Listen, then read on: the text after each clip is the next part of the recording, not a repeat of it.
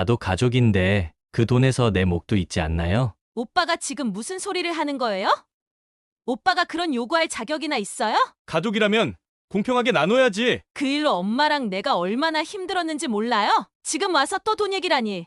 정말 뻔뻔하네요. 오늘의 사연은 남편을 잃고 홀로 분식집을 운영하며 두 자녀를 키워온 어머니가 갑자기 찾아온 암 선고와 함께 믿었던 아들의 충격적인 배신을 마주하게 된 이야기의 2부입니다.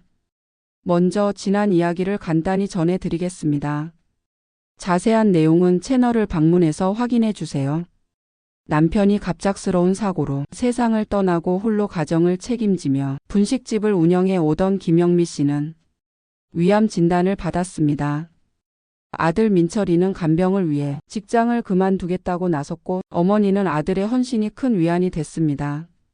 수술과 치료 과정에서 아들 민철이의 도움은 큰 힘이 되었지만 민철이는 점차 가상화폐 투자에 빠지기 시작했고 어머니 보험금을 투자에 사용하겠다고 합니다. 하지만 민철이의 투자는 큰 손실을 입었고 그로 인해 치료비와 딸 민정의 대학 등록금이 위태로워졌습니다. 어머니 김영미 씨는 아들 민철이를 설득하려 했지만 갈등은 계속됐고 결국 민철이는 연락을 끊고 집을 떠났습니다. 어머니 김영미 씨는 아들을 기다리기보다 딸과 함께 앞으로의 삶을 위해 다시 분식집 운영과 치료에 전념하기로 했습니다. 그러던 어느 날 민철이 이름이 적힌 대출금 미납 독촉장이 도착하는데 그 내용을 확인하면서 또 한 번 충격에 빠진 김영미 씨, 어떤 사연일까요? 끝까지 들어주시고 여러분의 의견과 조언을 댓글로 나눠주세요. 구독, 좋아요와 함께 2부 시작하겠습니다. 민철이는 불안한 얼굴로 소리치고 집을 나갔고 그날 이후 들어오지 않았습니다. 저는 더 이상 민철이를 기다리지 않기로 했습니다. 이제 고3이 된 민정이의 미래를 위해 다시 힘을 내야 했습니다. 하지만 계좌에 남은 잔액을 다시 확인해 보았을 때 한숨이 절로 나왔습니다. 병원비는 실손보험에서 어느 정도 해결이 될 것 같았지만 고3이 된 민정이의 학원비가 걱정이었습니다. 그러던 어느 날 등기우편이 도착했습니다. 이상하게 두꺼운 봉투를 열어보니 아들의 이름이 적힌 독촉장이었습니다. 금융기관으로부터 대출금 미납으로 채무 변제를 요구합니다. 라는 글귀가 눈에 들어왔습니다. 그 순간 아들의 얼굴이 떠올랐습니다. 민철이는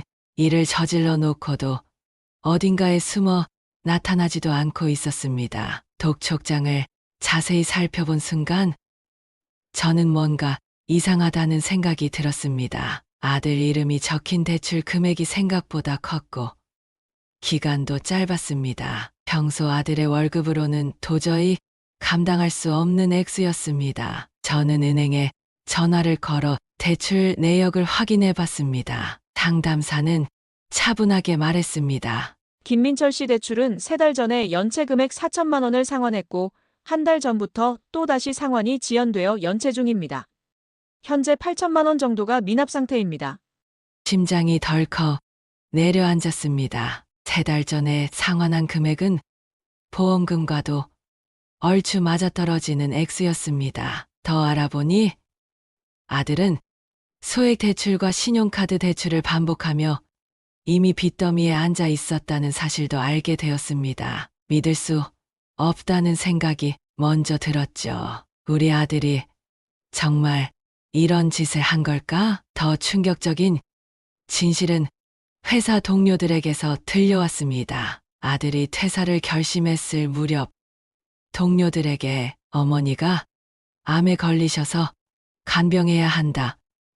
퇴직 이유를 밝혔다는 겁니다. 하지만 그 뒤에 숨겨진 의도는 따로 있었습니다. 한 동료는 조심스레 털어놓았습니다. 민철 씨가 어머니 보험금 이야기를 하더라고요. 그 돈으로 대출을 정리할 수 있다면 다 해결될 거라고 말했어요. 그래서 간병을 맡아야 한다고 사실 좀 이상했죠. 어머니를 걱정하는 게 아니라 보험금 얘기를 더 많이 했으니까요. 이 말을 듣는 순간 저는 모든 게 하나로 연결됐습니다. 아들은 보험금을 이용해 자신의 빚 문제를 해결하려 했던 겁니다. 간병을 자처한 이유도 단순히 효심이 아니라 계획적으로 보험금을 손에 넣기 위해서였던 겁니다. 손이 떨렸습니다. 무언가를 쥐고 싶어도 힘이 들어가지 않았고 가슴 한쪽이 내려앉는 것 같았습니다. 눈앞에 보이는 세상이 갑자기 너무 낯설게 느껴졌습니다. 아들이라는 존재조차 낯설었어요. 이게 정말 내 아들이 한 짓이라고? 피가 머리끝까지 치밀어 오르는 기분이 들었습니다. 이게 계획된 배신이라니 어쩌다 우리 아들이 이렇게까지 됐을까? 믿었던 아들에게 배신당한 고통에 눈앞이 흐려져 바닥에 주저앉았습니다. 마음을 도려내는 듯한 고통이었습니다. 학교에서 돌아온 민정이가 제 안색을 살피며 조용히 말했습니다. 엄마, 무슨 일이에요? 오빠가 엄마 보험금 다 가져간 거예요? 오빠가 우리를 이런 상황으로 몰아넣은 것 같아서 너무 원망스러워요. 하지만 엄마 건강이 우선이에요. 엄마는 걱정하지 말고 치료 잘 받으셔야 돼요. 제가 지켜드릴게요. 저는 딸아이 민정이를 위해서라도 빨리 몸을 추스리고 다시 분식집 문을 열어야겠다는 결심으로 치료에 전념하기로 했습니다. 암과 싸우는 과정은 상상했던 것보다 훨씬 고통스러웠습니다. 항암 주사를 맞고 나면 몸이 불덩이처럼 뜨거워졌다가 금세 얼음장처럼 식기를 반복했습니다. 밤새 구토와 어지럼증에 시달리면서 한숨도 못 자는 날이 많았습니다. 입안은 헐어서 물 한 모금조차 넘기기 힘들었고 머리카락은 하루가 멀다 하고 한 움큼씩 빠졌습니다. 거울에 비친 제 모습은 점점 낯설어졌고 제 자신이 사라지는 것 같은 기분이 들었습니다. 하지만 그보다 더 큰 고통은 딸아이 민정이의 희생이었습니다. 수능을 앞두고 학원과 과외를 병행하며 공부에 매진하던 딸아이였는데 통장의 잔액이 바닥난 상황에서 학원비는 사치나 다름없게 되었습니다. 어느 날 저녁 딸아이 민정이가 제 방으로 들어와 조심스레 이야기를 꺼냈습니다. 엄마, 다른 걱정은 하지 말고 치료에만 전념하세요. 저는 엄마가 치료받는 동안 학원을 좀 쉬고 공부는 집에서 할게요. 민정아, 그래도 고3인데 학원은 다녀야 하지 않겠니? 엄마는 치료 잘 받을 거야. 학원비 때문에 그러니? 넌 그런 걱정하지 않아도 돼. 엄마가 병원 다녀와서 집에 혼자 있는 것이 걱정돼서 그래요. 집에서도 공부할 수 있어요. 그 순간 딸아이가 얼마나 상황을 이해하고 있다는 게 느껴졌지만 그 말이 오히려 더 가슴을 아프게 했습니다. 우리 딸이 지금 얼마나 불안할 텐데, 얼마나 속상할 텐데 이렇게 아무렇지도 않은 척하는 걸까? 민정아, 엄마가 정말 미안하고 고맙다. 그 말에 민정이는 고개를 저으며 말했습니다. 엄마, 지금은 엄마가 건강해지는 게 가장 우선이에요. 공부하느라 자는 시간도 부족했을 민정이가 엄마를 걱정하는 따뜻한 마음 덕분에 저는 다시 힘을 낼 수 있었습니다. 민정이는 제 옆에서 어릴 적 아빠와의 기억을 제잘거리며 저를 위로하곤 했습니다. 엄마, 아빠가 살아 계셨다면 지금도 엄마를 꼬박꼬박 챙기셨겠죠? 아빠가 저 어릴 적에 만들어주셨던 그 나무 장난감 기억나세요? 그럴 때면 저는 잠시나마 남편과 함께했던 소중한 기억들을 떠올리며 웃을 수 있었죠. 남편은 제가 가게 일을 하느라 바쁜 동안 아이들과 함께 있어주는 다정한 아빠였습니다. 민정이는 아빠가 엄마를 지켜보고 계실 거예요. 지금도 아빠는 엄마 곁에 계실 거예요. 다른 건 걱정하지 마세요. 라고 말하며 제 손을 꼭 잡아주었습니다. 그런 민정이의 말 때문이었을까요? 마지막 항암 치료를 마치고 집으로 돌아가던 날이었습니다. 치료를 마쳤다는 안도감과 여전히 가슴을 누르는 불안감 속에서 천천히 집으로 향하던 길이었습니다. 날씨는 좋았지만 제 마음은 여전히 무겁기만 했습니다. 그때 길에서 우연히 분식집 단골이었던 정희 아주머니를 만났습니다. 평소 밝고 활기찼던 아주머니는 저를 보자마자 반갑게 다가왔습니다. 어머, 이게 누구야? 사장님 아니세요? 오랜만에 보는 반가운 얼굴에 저도 모르게 웃음이 번졌습니다. 아이고, 정말 오랜만이에요. 어떻게 지내셨어요? 에휴, 암 때문에 많이 힘들었어요. 하루하루가 전쟁이에요. 저희 대답에 정희 아주머니는 순간 말을 잃더니 눈빛이 흔들리는 게 느껴졌습니다. 아이고, 암보험금 지급이 있었다는 이야기는 들었어요. 어쩌면 좋아 치료는 잘 되고 있는 거죠? 사장님은 꼭 이겨내실 거예요. 제가 응원할게요.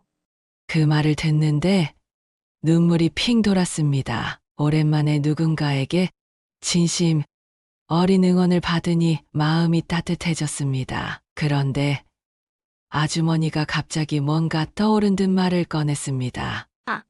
그런데 제가 사장님께 꼭 드려야 할 말이 있어요. 분식집에 몇 번 갔었는데 문이 닫혀 있더라고요. 예전에 남편분께서 가입하셨던 보험 말이에요. 보험이요? 순간 멍해졌습니다. 남편이 갑작스럽게 떠난 후 정신없이 지내다 보니 그런 건 아예 생각도 못했던 거죠. 남편이 보험을 들어둔 적이 있다는 사실 자체를 잊고 있었습니다. 네, 사망보험이에요. 사실 그걸 처리해 드리려고 했는데 가게 문이 계속 닫혀 있어서 연락을 드릴 수가 없었어요. 제가 정말 계속 신경 쓰고 있었어요. 아주머니의 말이 끝나자 남편이 생전에 했던 말이 불현듯 떠올랐습니다. 여보, 내가 보험 하나 들어놨어. 나중에 혹시라도 무슨 일이 생기면 꼭 잊지 말고 찾아봐야 해.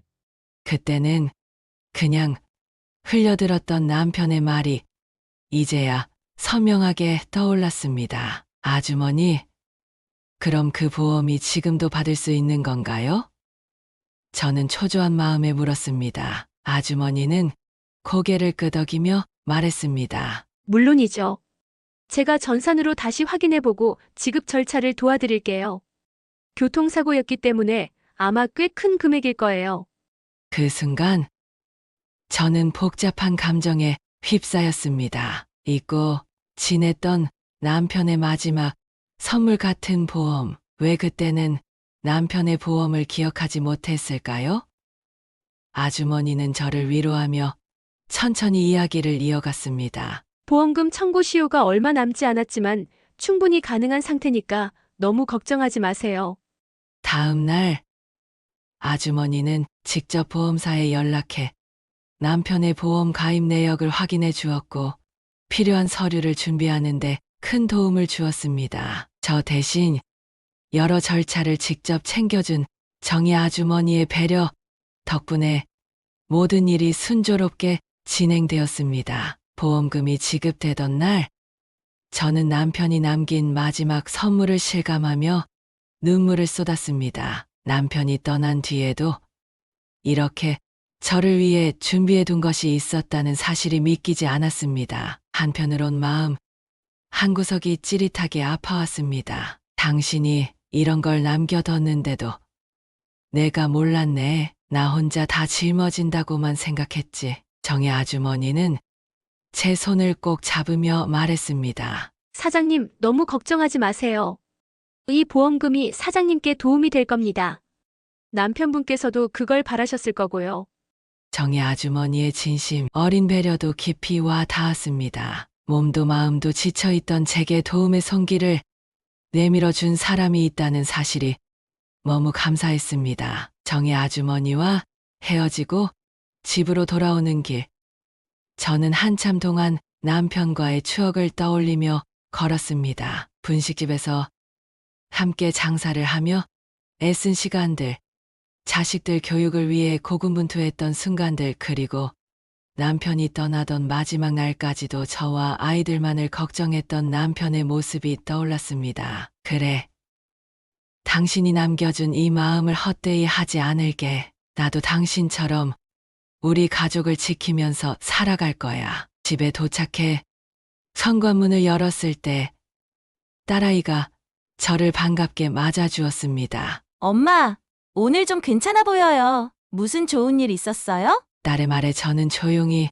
미소를 지으며 대답했습니다. 그래, 좋은 일이 있었어. 내 아빠가 우리를 위해 준비해둔 게 있었단다. 딸아이는 놀란 표정으로 고개를 들었습니다. 아빠가요? 무슨 말이에요? 저는 살며시 웃으며 딸아이의 눈을 바라봤습니다. 아빠가 생전에 우리를 위해 사망보험을 들어두셨더라. 예전에 분식집에 오던 정희 아주머니 덕분에 아빠가 남긴 보험금이 있다는 사실을 알게 됐고 오늘 보험금을 지급받게 됐어. 순간 딸아이의 눈에 눈물이 맺히더니 조용히 제 손을 잡았습니다. 엄마 진짜예요? 그럼 이제 엄마 치료비 걱정 안 해도 돼요? 저는 고개를 끄덕이며 딸아이를 안아주었습니다. 그래, 민정아, 이제 내가 엄마 걱정하지 않아도 돼. 내가 하고 싶은 공부에 집중하면 돼. 하지만 딸아이는 잠시 망설이더니 조용히 말을 꺼냈습니다. 엄마, 사실 저 간호학과에 가고 싶어요. 저는 깜짝 놀라며 딸아이를 바라보았습니다. 간호학과? 왜 그런 생각을 했어? 딸아이는 수줍게 웃으며 눈을 내리깔았습니다. 엄마가 암 진단받고 병원에 다니시던 동안 간호사 선생님들이 엄마를 챙겨주시고 도와주시는지 봤거든요. 저도 엄마를 돌볼 수 있는 사람이 되고 싶어요. 나중에 다른 사람들도 도울 수 있는 간호사가 되고 싶어요. 딸아이의 말에 제 눈에 눈물이 맺혔습니다. 민정아, 엄마를 위해 그런 생각을 했다니 고맙고 또 미안하구나. 아니에요, 엄마. 제가 하고 싶어서 하는 거예요. 엄마가 제일 소중하니까요. 그날 이후 저는 딸아이가 간호학과에 진학할 수 있도록 보험금을 계획적으로 사용하기로 마음먹었습니다. 딸아이가 하고 싶은 일을 마음껏 할 수 있도록 돕는 것이야말로 남편이 남긴 마지막 선물을 가장 잘 사용하는 길이라고 생각했기 때문입니다.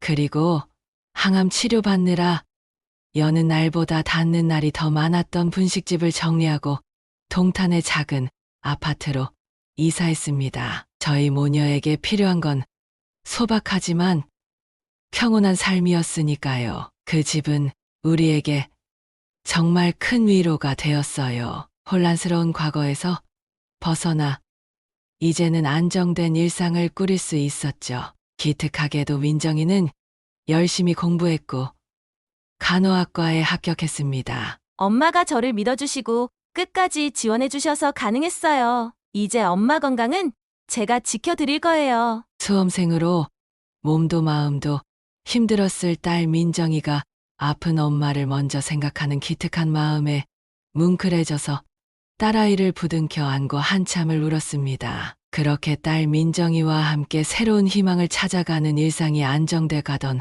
어느 날 낯선 노크 소리가 들렸습니다. 문 밖에는 한동안 소식이 없었던 아들 민철이가 서 있었습니다. 문을 열자마자 민철이는 다소 초췌한 모습으로 웃으며 말했습니다. 엄마, 나예요. 민철이. 저는 순간 말문이 막혔습니다. 아들이라는 생각보다 민철이가 가져간 보험금과 그 일로 인해 겪었던 고통이 먼저 떠올랐기 때문입니다. 민철아, 여기는 어떻게 알고 온 거니? 민철이는 고개를 끄덕이며 집 안으로 들어서려 했습니다. 엄마, 들어가서 이야기하면 안 될까요?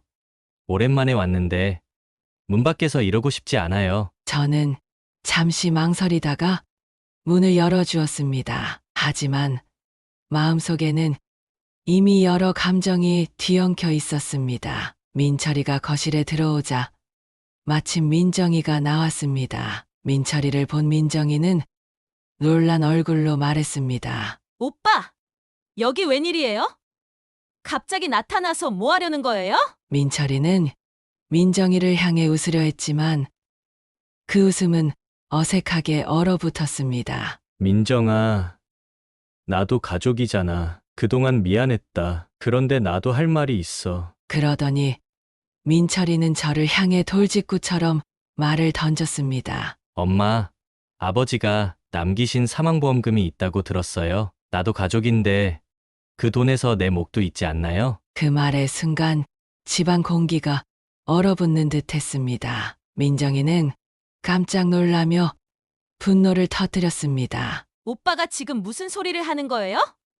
그 보험금은 엄마 치료비랑 내 대학 등록금으로 쓰려고 아빠가 남겨주신 거예요. 오빠가 그런 요구할 자격이나 있어요? 민철이는 민정이의 말을 듣고 고개를 들며 맞받아쳤습니다. 나도 아빠의 아들인데 왜 자격이 없다는 거야? 가족이라면 공평하게 나눠야지. 민정이는 참지 못하고 소리쳤습니다. 오빠는 엄마 보험금 다 가져가서 잠적했잖아. 그 일로 엄마랑 내가 얼마나 힘들었는지 몰라요? 지금 와서 또 돈 얘기라니. 정말 뻔뻔하네요. 저는 두 아이의 다툼을 지켜보며 차마 말을 잇지 못했습니다. 민철이가 그렇게 뻔뻔하게 다시 돈 이야기를 꺼낼 줄은 꿈에도 몰랐습니다. 민철이는 화가 난 듯 손을 휘저으며 말했습니다. 나는 빚 때문에 어쩔 수 없었어.